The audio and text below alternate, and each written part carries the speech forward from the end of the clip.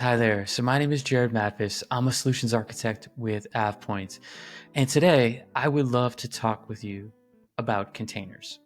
If you've been in Microsoft 365 for a while, you're probably familiar with the various admin centers, admin screens.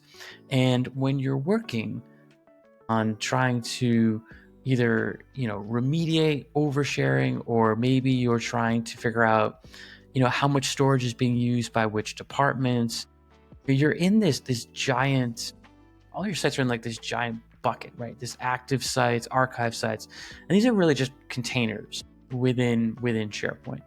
But the challenge is, for you to try to figure out what these things are, which these sites are, you're cobbling together the name, maybe the admin, and even then, like in larger organizations, it's really challenging to figure out just sort of who owns what. Now, with AvePoint's Confidence Platform, we've got this concept of containers, and they serve two purposes. First off, by having logical containers within your tenant across all the various object types, being like mailboxes, OneDrive, Teams, SharePoint sites, it allows you to add business context to those workspaces. And then through that, you can manage those items differently. So, for example, if you have within your OneDrive, if you've got executive OneDrives, you might choose to back those up more frequently than folks that are, in legal or HR. Likewise, if you are trying to manage, oversharing or sensitive data in your tenant, it might be helpful to have that business context as to which one of these sites or teams are HR, legal, merger and acquisition type. And through that, you can have different policies. For like the OneDrive example, we talked about how often you might back up objects in those containers. When it comes to information security, you could choose to have certain policies that prevent certain people from access to sites or teams within certain containers. And all of that is completely configurable within our Confidence Platform.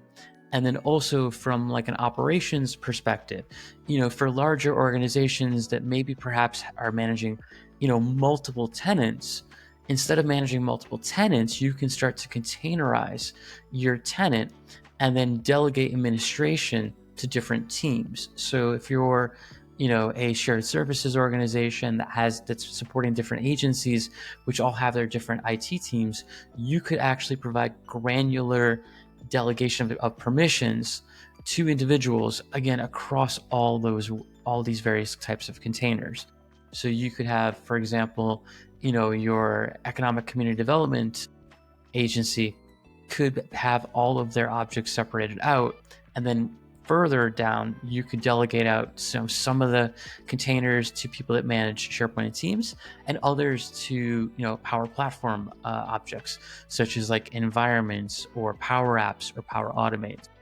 Again, this is a capability you cannot do with native. And when it comes to feeling confident around what content exists within your tenant, containers is a super important part of that strategy.